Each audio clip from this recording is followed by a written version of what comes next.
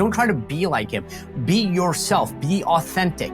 And what I saw yesterday from Mike Johnson was authenticity. You cannot find any difference between reporters and Democrat politicians. They use all the same language. And I would say the reason would always be self-serving when you're dealing with the Democrat Party and, you know, the squad. I wanted to open the door, so I hit the button that says fire. I can't for one second believe that he, out of the goodness and kindness of his own heart, decided to take responsibility and accountability. I just don't see that happening with Jamal Bowman. It's Thursday. This is the Sean Spicer Show. Sit back, relax as we coast on cruise control into the weekend. So excited. As I said a moment ago, we've got a new speaker, Mike Johnson of Louisiana. He got the votes. He got all the votes, unanimously elected by his colleagues yesterday after, what was this? Like 33 weeks without a speaker, multiple candidates put up.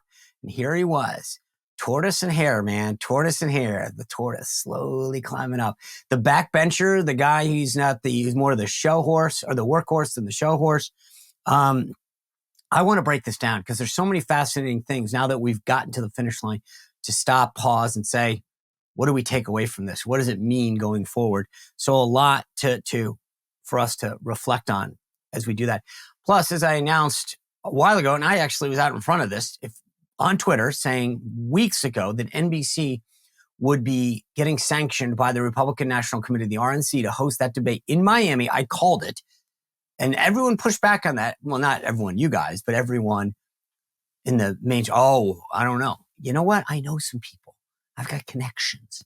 Anyway, I made it clear that was going to happen.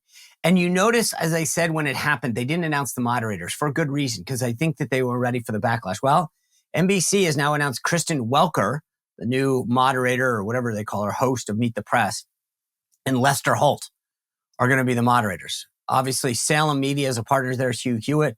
He will be on stairs. But is the RNC allowing this another mistake after its Univision debacle? I think so. I want to ask the panel that question. We'll talk to them. And then you remember during the vote to fund the government on that short-term CR, Jamal Bowman, the congressman from New York, pulled the fire alarm and then made a bunch of excuses. Well, he was in court this morning to face the music force punishment. I want to ask the panel about how that went down, what they think, because it was a little surprising. I'm actually going to give the guy some credit. Yep, it's interesting. Not what he did, but how he handled it. I want to tell you about an organization that I have really come to respect and appreciate the work they do. If you're an animal lover, you've got to love what Delta Rescue is doing. Delta Rescue. And if you go to deltarescue.org, you will immediately understand what I'm talking about. You'll see the imagery of the sanctuary. And that's what it is. It's not a shelter. It's a sanctuary for abandoned animals, cats, dogs, horses, where they receive lifelong care, nutritional care, veterinary care, a place to roam freely, and live out their lives happily after being abandoned in the wilderness, abandoned by people who couldn't handle them. Whatever reason, they don't care. They bring them in. Their founder, Leo Grillo, is trying to make this, has made it a mission of his to give these folks, these animals, a place to live for perpetuity and to make sure that this is an enduring mission, that it continues forever. And it only exists because of our contributions, $5, $10, $25, $100, $1,000, whatever it is. When you go to deltarescue.org, you see the work that they're doing. They'll send you their newsletter. It's amazing what they are getting done. And they're, like I said, they're only doing it because of us, because of our contributions. If you're an animal lover, go to the site, go to deltarescue.org, take a look at the videos, take a look at the pictures, read about the work that they're doing. But just know that these people are committed to doing the right things to take care of animals. And it's because of our support that they're able to do that. So please do what you can to go to deltarescue.org to help them do this work that is so important to make sure that these animals are cared for in the right way. Thank you. All right. It's Thursday. It's time for the panel. And not two, we got three people that are going to join us today. We're going to make it a little lively because we want to get you ready for the weekend. And it's been kind of stuffy in Washington, D.C. Vote after vote after vote. No votes today. Speaker was getting down to business. We're going to break that down and so much more with Sara Gonzalez. She's the host of the News and Why It's Mattered on Blaze TV. The host, owned there by Glenn Beck. He's a great guy. He's been on the show before. That's Glenn's organization. Sara does a great job with her show. Tim Graham, the director of media at the Media Research Center, always so helpful with what the work that they're doing there is to keep the media, well, I shouldn't say honest, they're not honest, but they're keeping them accountable, calling out the hypocrisy at the Media Research Center. And Tim Graham has been at the forefront of their efforts. And then Jenny Beth Martin, she is the co-founder of Tea Party Patriots Action. She's been part of this movement since it started. I don't think we'd be where we are without the work that the Tea Party Patriots Action and other groups that Jenny Beth has been part of made happen. I mean, that's the truth. If you look back to the beginning of the movement, it all started here. So let's get into it with them. All right, guys, good to see you all. Listen, I feel like I'm kind of bored today. We don't have a speaker's race. I feel like the idea that there's a Speaker of the House, I was getting used to spending my morning and my afternoon watching vote counts. I'll start with you. Jenny, I just said before you joined that the Tea Party movement got us here. We wouldn't be where we are today without the Tea Party movement. Do you agree? I actually do agree with that. Back in 2009, when the Tea Party movement first started, we thought we were fighting some Republicans, but mostly Democrats. And then the Republicans won the House, and we realized that we had a lot of challenges within the Republican House conference. And we wanted to see a change in the speaker before Boehner was even made speaker. We were very supportive when Congressman Mark Meadows did the motion to vacate back in 2015. Prior to that motion to vacate, we had been driving phone calls to congressional offices all year long in 2015, telling our congressman we wanted John Boehner to no longer be speaker. And at that time, we were hopeful we would get a conservative speaker, but it took until now, 8 years later, for us to get a conservative speaker and somebody who wasn't part of the predetermined leadership. So we've gone through all the top leadership. Now we have some fresh blood, and I'm very optimistic and hopeful that Speaker Mike Johnson can make a difference. Sara Gonzalez, what do you guys at the Blaze think of that? Yeah, I mean, I tend to agree. You know, it's funny as we watch this play out, there were some people who said, Matt Gaetz really screwed this up. He had no plan. This is going to be horrible. This is going to be a disaster. We could even have a Democrat as speaker. And, I thought to myself, I admired Matt for his bravery and his courage to do this. And I said, well, hold on, let's wait and see how this plays out. Right. Because maybe there are backroom deals being made. Maybe there's a plan that we can't know about yet. But whatever the case may be, we don't really know if he screwed this up yet because we don't know what the outcome will be. Now that we do have that final outcome, I would say it was absolutely a great move by Matt Gaetz, or maybe I should say a brave move, because it looked for a while there like, okay, maybe there's a plan. Maybe there's a plan. Well, maybe there was not a plan, but let's still see how this plays out. And now we do have someone who it seems to me like he will actually represent Republicans and conservatives the way that we want them to. So often we have these constituents who elect these people and they go there just to broker deals with the Democrats. And I really feel like most conservatives are at a point where we don't want our representatives to constantly be worried about bipartisanship, because when we look at the other side, they're so focused on all of these radical agendas. It's really hard to imagine creating bipartisanship with these people. So yeah. I do think that it ultimately ended up, I think, being really good. Obviously, we'll see how he does, but I am very, very optimistic about this move. Tim, do you think that Matt Gaetz got lucky, or did he actually, this was part of the plan? And I don't mean Mike Johnson, but I'm saying, he kept saying there's a lot of people, myself being included, I'll own this. I think that Matt blew the process up and kind of hoped that it would work out. And now there's a lot of people that are saying, well, see, it worked. He gets the credit for it. I think Sara's making that case. But I actually thought it was really risky not to have a sense of where you were headed. Yeah, you can't say that he had a plan. I think it's been, right. it became really obvious there wasn't a plan. And he seemed to support just about anybody who got nominated. as it went along. I can't be quite as optimistic because we have a situation where just in a couple of weeks, they're all going to be expected to make some sort of grand budget deal.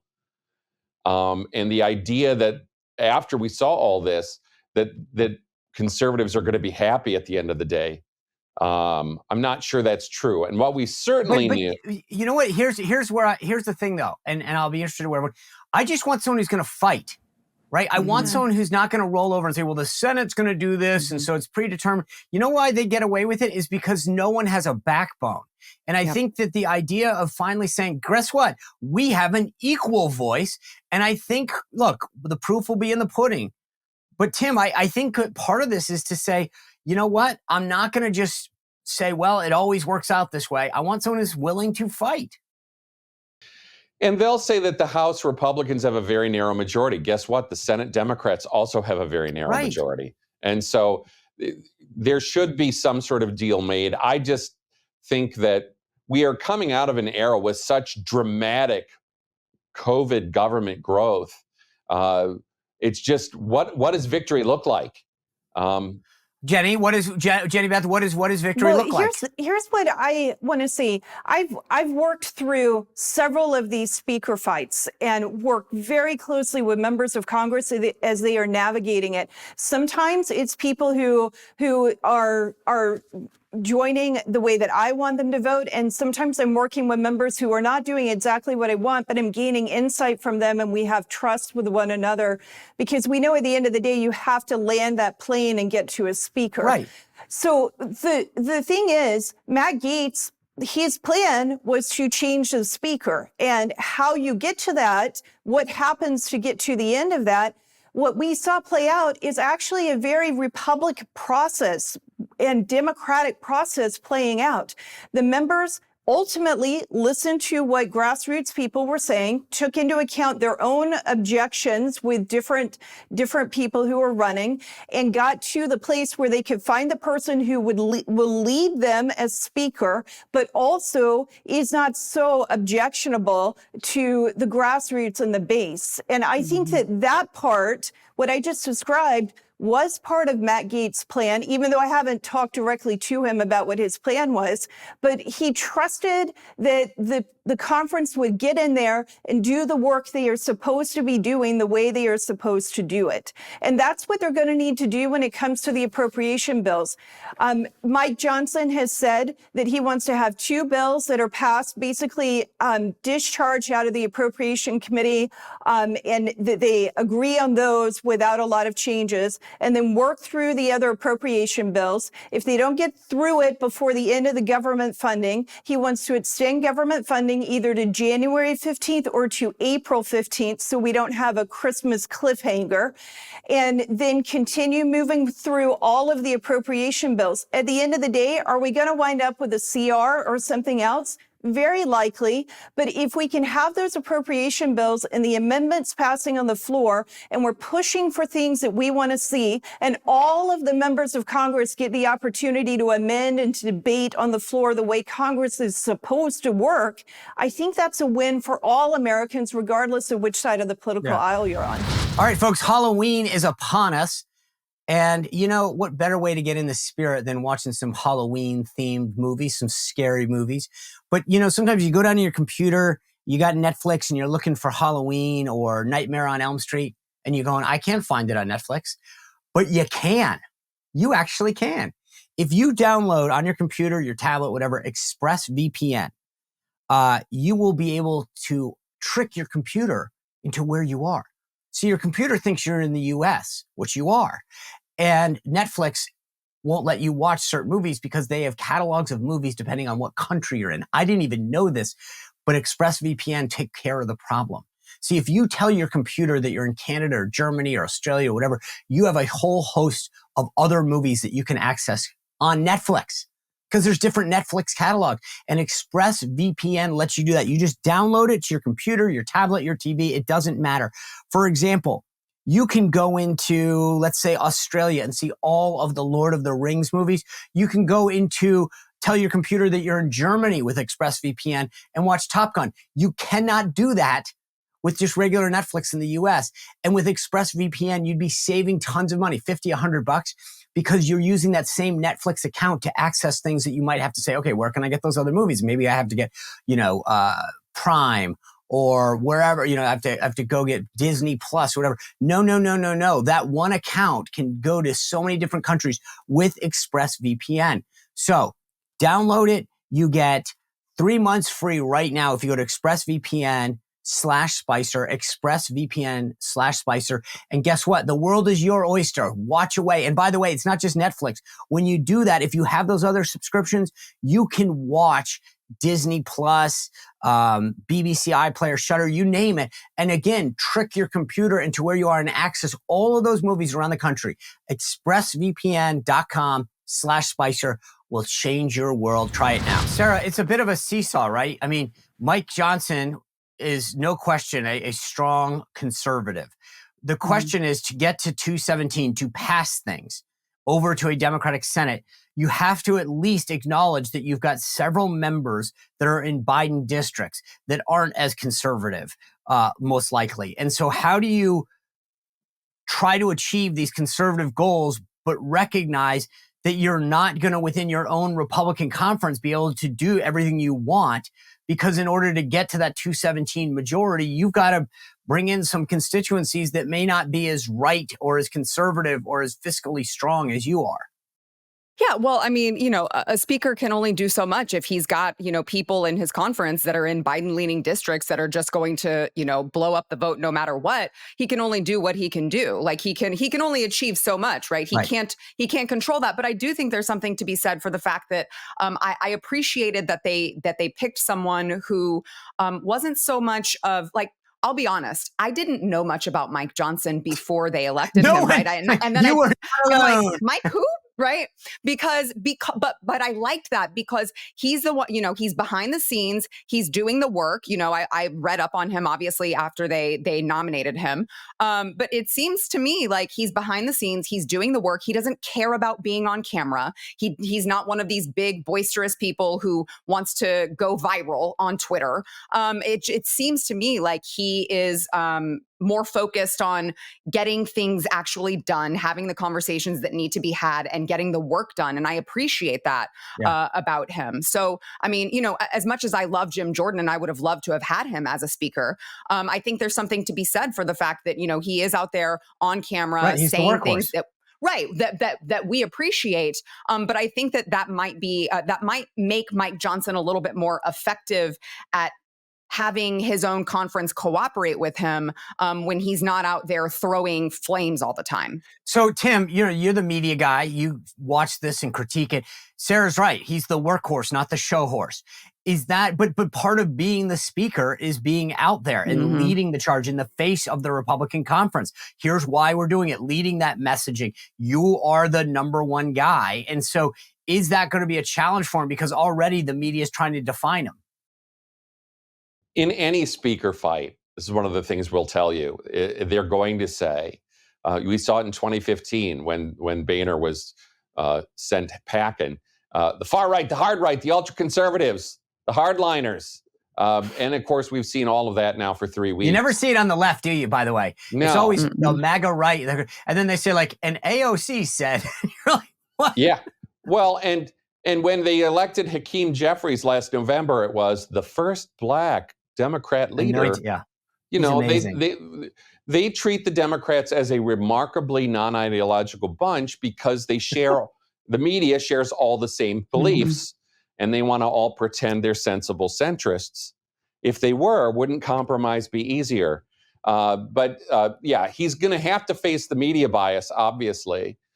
But in a weird way, these are the sorts of things that actually solidify your place among conservatives.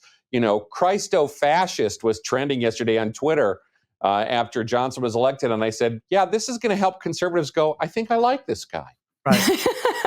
The thing that was so funny to me, Jenny Beth, is, first of all, I mean, Tim brings up Hakeem Jeffries. I found it a little inappropriate. like he has, there's a tradition, right? The other candidate, i.e. the losing side, the minority party, in this case, Hakeem Jeffries, hands off the gavel to the new one. You make a little like, hey, blah, blah, blah, blah, blah. He gave like a 10-minute speech. I thought it was rather and he tried to make it very political. And then at the end it was like, and I hope my buddy does well, Mike Johnson. I felt like, look, maybe, I'm just too close to it, but I felt like that was inappropriate. Like, dude, just say your piece and move on. But like, this wasn't a chance to speechify. And you actually I think he looked like a partisan. He did look like a partisan, but I think he did the same thing in January as well. So I wasn't completely surprised by his speech and how he was acting. It's his moment. It's his moment in front of the camera. And I have watched enough congressmen, and I know that when a camera is in front of them and a microphone, they'll talk and politicize as much as they can. Yeah, Sara, the thing that I thought was interesting about some of the discussion, anyway, I was saying about the speeches with Hakeem. When he got up there, I want everyone to give me I want to go around the horn real quick. There was a discussion that I was having with folks yesterday. Was Mike Johnson's speech yesterday, which I thought was excellent, was it prepared or was he winging it with some notes? Just give me your 10-second impression and then I'll come back to Sara in a second. Sara, prepared or winging it? I think prepared. Okay, Tim? Well, he at least had overnight to think what he was going to say. Okay. But was it, I saw him have a piece of paper. He wasn't reading a speech. Do you think it was just notes or did his staff say, we got to make sure you're ready? He has been going around sharing conservative values and talking about it and teaching people about it for years. So that's it not, comes but from, okay. From the Hold heart. on. My point isn't, I get that. He's very, that's why I'm saying I was really impressed. But was that back of the envelope or was that his staff saying, hey, we think you're going to win. We're doing good staff work by being prepared? Because I thought to myself, wow, if that's off the cuff, man, that's impressive. Jenny Beth. Yeah, go ahead. I think that it was a combination of being off the cuff and prepared and watching for the last 3 weeks and thinking, if I become speaker, what would I say? And so in that sense, he was prepared, but he had no idea whether it was actually going to happen or not. Sara?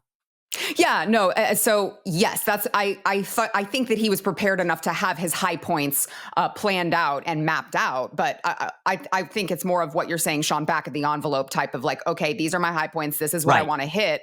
But aside from that, I do think that there was a lot of from the heart ad-libbing there. I thought that's what made it. It was so, whenever someone asked me about Donald Trump and like what, and I said, look, here's the thing, Trump, he shoots from the hip. It's real. It's authentic. If you want to follow Donald Trump, don't try to be like him. Be yourself. Be authentic. And what I saw yesterday from Mike Johnson was authenticity. That he had some, at least from my trained eye, he had points made. He was humble. He made some funny jokes. He was self-deprecating a little. He talked about Sheila Jackson Lee giving that speech where he was looking up and got inspiration. After his father's passing, it was tear jerking. It was inspirational. I was like, dude, where have you been, man? I actually thought to myself, we've had, to your point, Sara, a lot of showboating and a lot of fighting, but this is the kind of stuff that I think for the people who tuned in for the first time to hear who's Mike Johnson, they were like, hey, I like that guy. I agree. Yeah. That's who he is. I've known him for a couple of years now, and that's who he is. I think that we're going to be very pleased with him. Am I going to get every win that I want as a Tea Party person? I know I'm not. I'm still going to advocate for what I think is right, but I think that we're going to be very, very pleased with Mike Johnson as speaker. Tim, go ahead. Sara. I was just going to say, I'd like to just add this, over at Conservative Review, they have the Liberty score where they score all of the, the representatives. And I would say, Kevin McCarthy, I think came in at a 54% Liberty score and Mike Johnson is a 74%. So, and that's a 20% difference in the right direction. And I think let's take the win. Let's take the W. All right, guys, most of us know what it's like to be without power, sometimes for an hour, maybe a day, a couple days after a natural disaster, a hurricane, a windstorm, whatever. But now national security experts are warning that our power grid is more vulnerable than ever. And they've identified 9 key substations, which, if attacked, they're saying we could lose power for months. That's why having your own solar power is more important than ever. So I recommend the Patriot Power Generator, which is a solar generator that you don't have to install in your house. It's portable. You can take it with you. You can use it inside your house. And it's powerful enough that if power goes out, we're talking your phones, your tablets, your computers, medical devices, even your refrigerator gets power. So if you go to 4patriots.com and use code SPICER, you get 10% off your first purchase. It's Patriots.com, includes that Patriot Power Generator. You'll get that guarantee for a year, free shipping if it's over $97, and a portion of every sale is donated to charities that support veterans, right? That's great. So go to 4patriots.com, use code SPICER, 4patriots.com. You do not want to be without power in case something happens.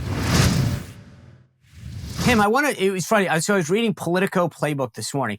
I don't think this is going to shock any of us when I say this, but it read like a DNC memo, and I want to read part of this because it was unbelievable. It says, Johnson, he's about to become for Democrats what Nancy Pelosi was for Republicans, a base motivating, money raising boogeyman who embodies everything they dislike most about the other party. At least that's what Democrats are hoping for. And in other words, we're writing it for you, Democrats. Here at Politico, we've just written your talking points. We hope you use it. As our colleagues write, if Democrats have their way, Johnson will soon be well known by every American as an election denier, an anti-abortion extremist, and a slasher of Social Security and Medicare. Indeed, Dems and their allies are salivating over the possibility of using the new speaker as a cudgel to pound vulnerable Republicans and think he'll make it easier to flip the House in 2024. When swing district Republican Mike Lawler of New York voted for Johnson yesterday on the floor, one Democrat could be heard in the chamber saying, bye-bye. Well, look, as a guy who spent 6 years at the RNC, Nancy Pelosi didn't get branded in 60 seconds. Part of it was talking about Nancy Pelosi of San Francisco. Everybody conjures up visions of crazy liberals. It took years to build that. We actually put out signs, and there was literally, I have cufflinks that say Fire Pelosi. There was a Fire Pelosi bus campaign. This is not going to happen overnight. No one's going to be like, oh, Louisiana, Mike Johnson. Oh yeah, crazy election deniers. But Tim, it's amazing. The media has gone all in and making sure that the Democrats have their talking points about how to paint this guy. You cannot find any difference between reporters and Democrat politicians. They use all the same language. It's really like push the button. There was a moment yesterday, Brent Baker caught here, where Gloria Borger was trying to describe who he was, and she said, Gloria Borger of CNN, by the way, right? Yes, and she said he seems to get along with everybody in the caucus. He's hard to demonize. Well, it's like, well, Lord knows you people are all going to try. Yeah. He's not. She said he's not the devil incarnate. That's so nice to do. Right. That's so nice. I mean, gosh, it's unbelievable. It's just, I was surprised. Look, nothing surprised me about the media anymore, Jenny Beth, but you've been around this a while. It was like, they were literally like, make sure everybody knows to call him an election denier. You know, despite the fact that plenty of Democrats were election deniers. They never used that moniker on them. Yeah, and that moniker just drives me insane. Nobody says there was no election anyway. So they think it sounds good, but it is ridiculous. And they're going to say that about him. But the fact of the matter is, I think that as voters are looking at who they're going to vote for in 2024, they're not going to be on both sides of the aisle. They're not looking at 2020. They're looking at who's going to make my life better as I move past November 2024 into 2025 and beyond. I totally agree. I want to switch topics a little because there is a movement afoot now that we have a new speaker. This was out this morning. It says New York Republicans say they'll move forward on a resolution to expel George Santos from office. So I just want to go around the horn because here's the conundrum. You've got a new speaker, Mike Johnson. He's in. He got all the votes, 220 that were there, right? But now he's got to keep this slim majority moving forward, getting the agenda passed. You expel George Santos, just so we're clear. You take a 4-seat majority, and for the rest of this Congress, it's a 3-seat majority, okay? So, and at best, I mean, that's even if they don't have another election, but it'll take for a long time if he were to be expelled. So let me just start. Sara, if you were a House Republican, what would be going through your mind and how would you vote on this motion? It drives me absolutely nuts, Sean, that it's always Republicans who want to out-moral the other party, right? You have Bob Menendez, who's still there. You have the president of the United States, Joe Biden, who has all sorts of stuff that they've already dug up on him. And Republicans are still like, we might think about an impeachment inquiry. It just drives me bonkers because you are dealing with the other team who does not play by the rules. Right. And we always seem to want to be rule followers here, with the Republican Party. And it just drives me nuts because as you're talking about the slim majority that we hold, like, this is game time. We cannot threaten that with expelling him. Not to mention, I do think that he does deserve a little bit of due process here. Maybe he is guilty as hell. I don't really know. But let's let that play out in court and then expel him. But it just drives me nuts. It's like they don't see the bigger picture of, hey, we have to get things done and we need all of the Republicans on deck, on board, ready to get to work. It just drives me nuts because the other side is not playing by those rules. Right. Well, also, Tim, the point Jenny Beth was making a moment ago, right? I want to apply it to George Santos. None of these guys who are pushing for this to happen, I can't imagine that the constituents of any of these other New York Republicans are like, hey, I'm having some big problems with my Social Security, or I'm having trouble getting by, or inflation's killing me. Hey, what are you doing about George Santos? That's just not top of mind for any constituent of any of these members of Congress. And I get that it's a good PR move because it makes you look, but there's no one who votes on this crap. And they think that it's a good PR stunt. The media won't give them credit because they're on the other team, as you always point out correctly. And number two is, this isn't an issue that anyone cares about. And I feel like Sarah's absolutely right. We are literally creating our own problems sometime on the right. You can absolutely treat him as a pariah and say he's basically one and done. I think we know that Tom Suozzi there, and the Democrat who stepped down and made that opening, is going to jump right back in there. I don't think anybody thinks George Santos would win re-election. No. But here's the problem. We just have a study came out today, a little review of the first 3 weeks of the late night comics after they got back. 72 Santos jokes, 45 Biden jokes, most of them little jokes about Joe being too old, and just 2 jokes about Bob Menendez. So do you know why? 36 times as many jokes about Santos. Because Menendez sent them all gold bricks. And he said, hey, he was like, hey, how about a little Santos action? Stay away from me, boys and girls. If you don't like the gold bricks, I got plenty of cash in this vest that I've stuffed cash and gold bricks in. That's the thing, is that Menendez was like, this is easy. I'll spread a little of this around. You know what I'm saying? You guys don't talk about it as much. But it is unbelievable. Santos is nuts. We get it. He makes Saturday Night Live. Bob Menendez stuffed gold bars in cash in a jacket that has his name embroidered on it. And I was like, hey, guys, let's slow the roll here down. I can't imagine. Jenny Beth, what is your advice for these members? My advice is, if the other team isn't playing by the rules, don't handcuff yourself and fight with one hand behind your back. It doesn't make sense to do that. There's too much at stake. Yeah. And the fact is, we do need to have due process. And being from Georgia and watching as people have been indicted for things that I know they are not guilty of, I think that you at least need due process before you go and do this. All right. Sara, speaking of New York members of Congress, let's switch parties. Jamal Bowman, and can't say that 3 times fast, this morning pled guilty to pulling the fire alarm during the that vote on government funding. Right. And we all saw the videotape and his lame excuses. But here's where I want us to concentrate. He did an interview. He got, going into court this morning, he was stopped and he was asked, and he said, hey, I did it.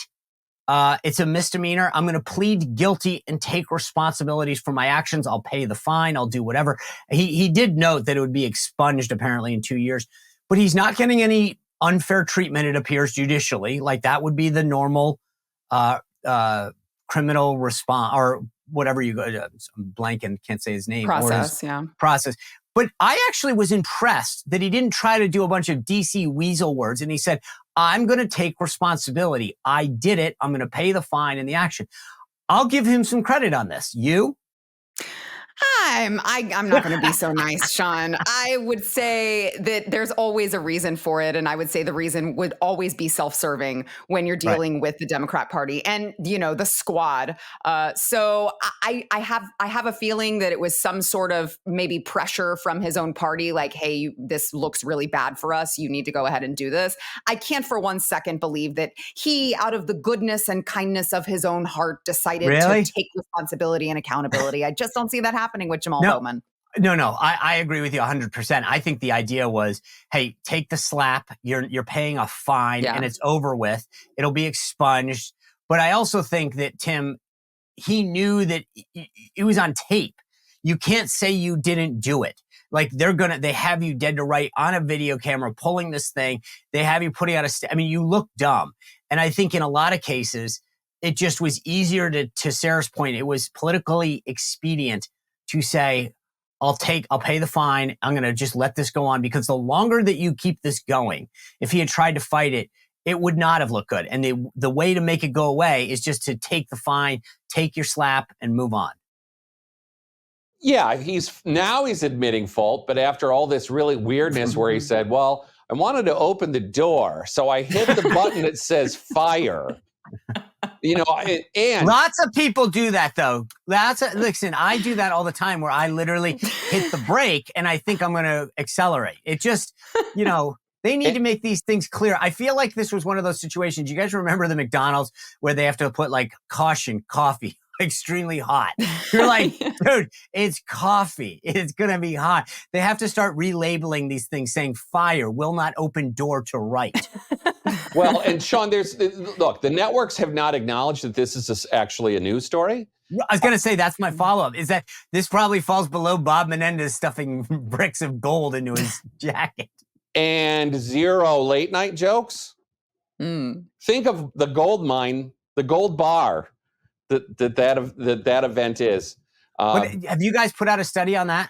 Yeah, that was part of our late night study, that there was 0 jokes.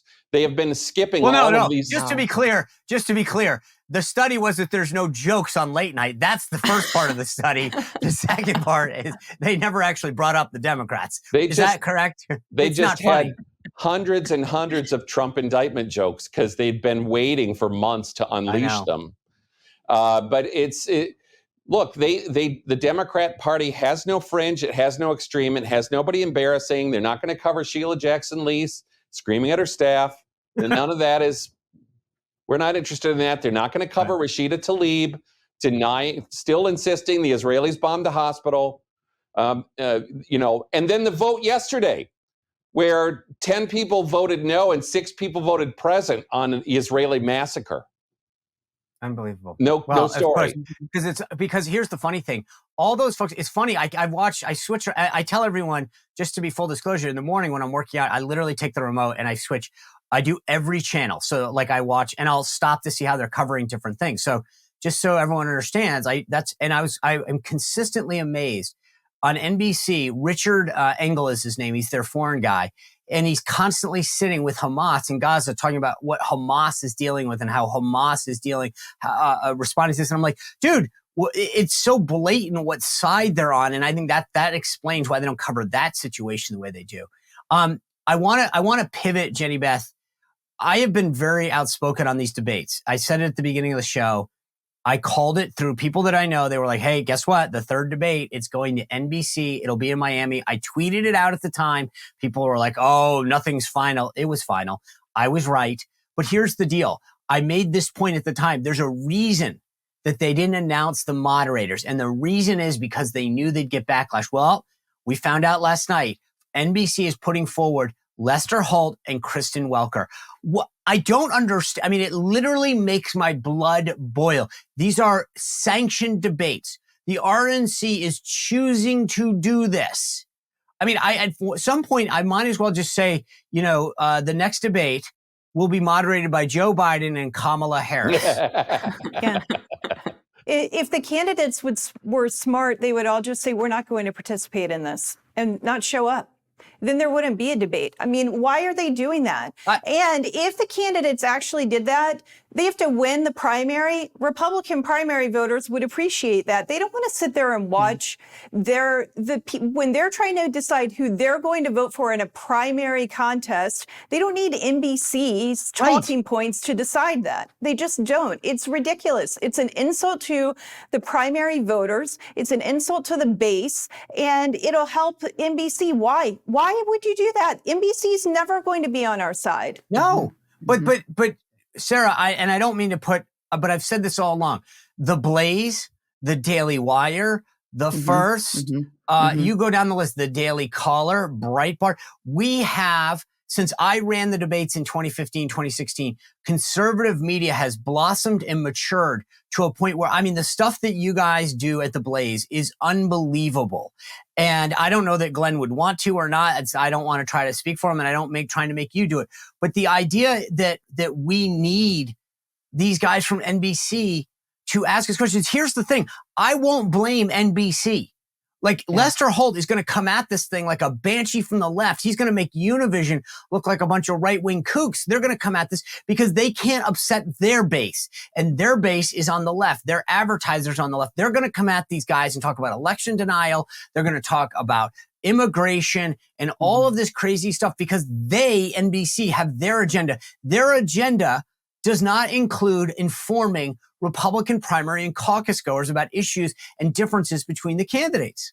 Yeah, I mean, you don't have to put words in my mouth. I'll go ahead and just say it. I've called for on my show, like, RNC, what are you doing? Why don't you come talk to us? Let's do a Blaze/Daily Wire collaboration. And it would be the most productive debate that has happened thus far, that could happen. Case in point, over at Blaze, we did a summit in Iowa. And obviously it wasn't a debate because we're not allowed to, but it was with Tucker Carlson. We had all of the candidates. Just so the audience understands real quick. I sorry to interrupt you.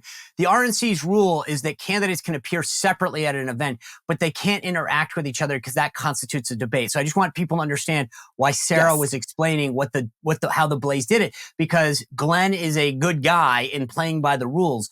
But the rules say that if they debate, if the candidates were to interact, they could never appear in another sanctioned RNC debate again. So everybody has to play by these rules or they get theoretically punished. Right. Sorry, Sara. So no, that's fine. I appreciate it. So Tucker sat down with these candidates, and it was the most productive conversation, even though they weren't debating. It was the most productive conversation because he was asking the right questions. He was asking the questions that the base wants to hear the answers to. And then we switched from that summit to, GOP debate number 1, GOP debate number 2. And as you correctly point out, Sean, I mean, I thought it was bad enough on Fox News with the reporter from Univision hammering them from the left on questions. I can't imagine how bad it's going to be over at NBC, where you have Kristen Welker, who I believe is the same person who wouldn't let Trump answer the question when he started talking about the Hunter Biden laptop, which we all know now turned out to be true. So, I mean, if it wasn't bad enough on Fox News, just wait, it gets worse. Yeah. Tim, I got 30 seconds. Just look into your crystal ball and tell us, when we wake up the day after that debate, what are we going to see? Well, they'll make their own highlights. They'll say nasty things and then show the nasty highlights. But look, Republicans under Trump have got to debate. They got to get out there somehow. But that's not this is, and I agree with you. The point is, they're choosing this. We have a million options, and we're choosing to let the other side dictate the terms. There's a reason you have home field advantage in a game. You want it because you're playing a home game. These are our primary debates, not a general election debate. These are our primary debates. And we're letting and sanctioning the NBCs, and trust me, CNN is coming up. They're letting them do this. And that's where I think that we have no one to blame but us. And I say us, meaning the RNC right now is creating this environment. It is unbelievable that there's not more of a backlash on this. Anyway, guys, I want to thank you for being with us. I want to thank you all for watching as we've had a long week in Washington, D.C. So it was great to kind of get ready for Friday with a discussion that kind of encapsulated everything that we've seen. We've got a great discussion tomorrow on the show with Mike Collins. He is the memer of the Congress. It's going to be completely fun. If you haven't seen what I'm talking about, go to his Twitter account, Congressman Mike Collins. You'll see what I'm talking about from Georgia. A great conversation ahead with him tomorrow. Thanks for being with us today. Remember to continue to subscribe, share, rate us on five stars on Apple Podcasts. We'll see you back here tomorrow on the Sean Spicer Show. Well, if you enjoyed this content, make sure to like this video, subscribe, and click the notification bell to get more.